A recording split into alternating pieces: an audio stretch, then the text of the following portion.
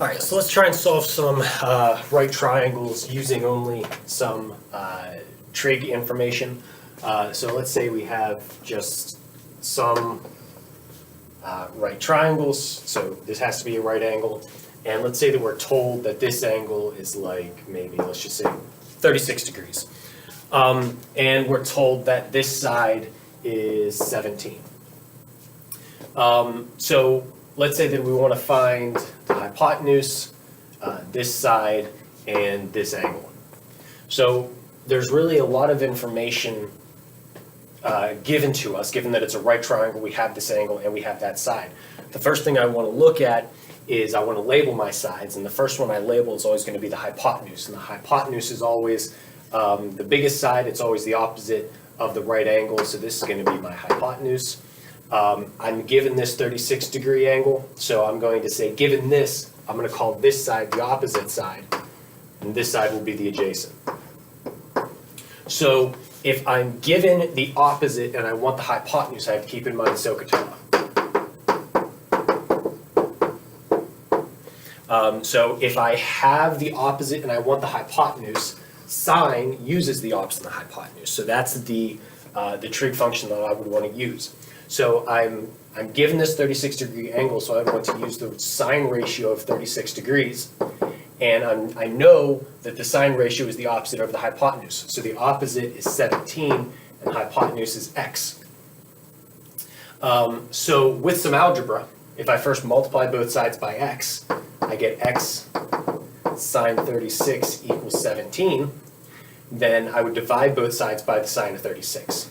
So x equals 17 over the sine of 36. Now, at this point I need a calculator. So I want to be in degrees, and so I'm just going to type this into the calculator. 17 divided by the sine of 36, and I get about 28.92. So that tells me that the hypotenuse is 28.92. Now to find the adjacent side, I could use either the hypotenuse in the adjacent or the opposite in the adjacent. It really does not matter which one I use. But since the opposite is an integer, this is 17 exactly, I would personally like to stick with that. So if I'm using the opposite and the adjacent, tangent uses opposite and adjacent. So I would take the tangent of this 36 degree reference angle is going to equal the opposite 17 over the adjacent, which is y. Now in the same pattern of steps that I used in this part, I'm going to multiply both sides by y and divide both sides by tangent of 36. I should end with y equals 17 divided by the tangent of 36. Again, calculator. 17 divided by the tangent of 36 is 23.40.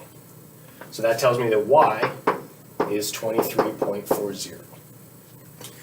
Cool. We have solved for x and y. Now z, we already know that the three angles in a triangle have to add up to be 180.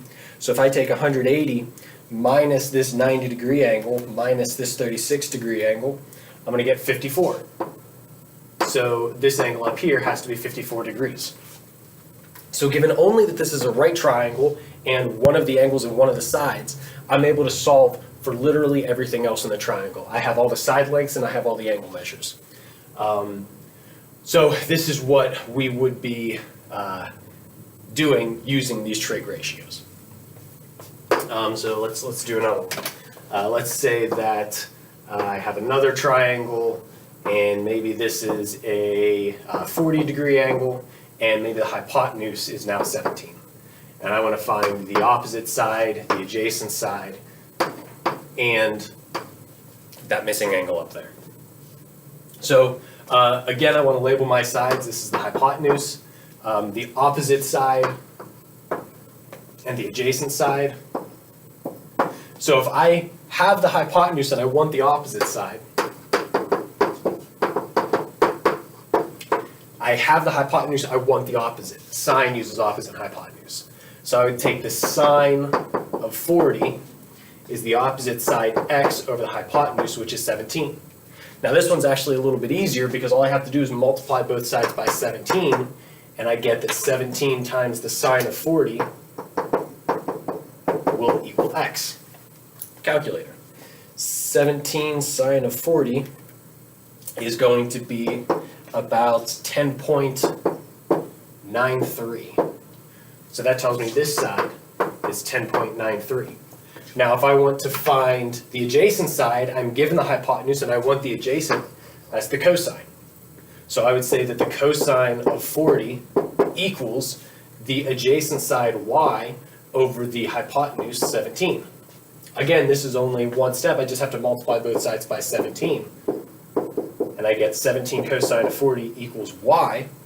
So 17 cosine of 40 is 13.02.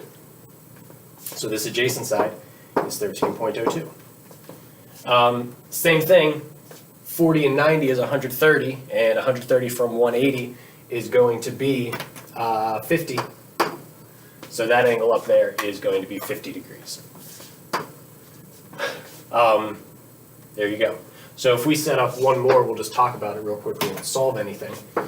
But if I have some triangle like this, where it has to be a right triangle. Now, these trig functions only work with right triangles.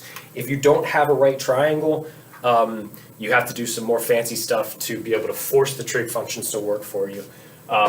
But if it is just a right triangle, then you're good. You're allowed to use the trig ratios. If it's not a right triangle, you'll have to find some other way to do this. But let's say in this case, maybe we're given that this angle is 30 degrees. We want that angle. We want the hypotenuse. Oh, they can't both be x though. Let's say this is y. Let's say we're given the adjacent is 8, and this side is z. So again, I want to label my sides. This is the hypotenuse. This would be the adjacent side now, and this would be the opposite side. Notice that these change. In the last two, this was the opposite, and this was the adjacent, because we were looking at this reference angle. But if we're looking at this reference angle, this is now the opposite side, and this is the adjacent side. So you have to be careful about how your triangle is oriented. So keeping in mind SOHCAHTOA,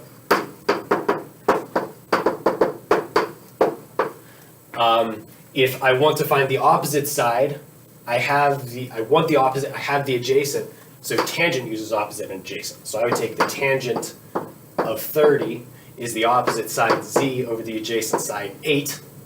So 8 tangent 30 would be z, and 8 tangent 30 is 4.62. So that's z. This is 4.62. If I want the hypotenuse, I'm given the adjacent, and I want the hypotenuse, that's cosine. So the cosine of 30 is going to be the adjacent side 8 over the hypotenuse y. And I've been doing this a long time, so I know that y is going to be 16. But go ahead and check that out in your calculator. And we'll talk about, this is actually what's called a special right triangle. We're going to talk about that next time. But until now, this is how you would use the trig functions to, this is 60. Because that's 30, that's 90 degrees, so that's 60 degrees. That's pretty much it.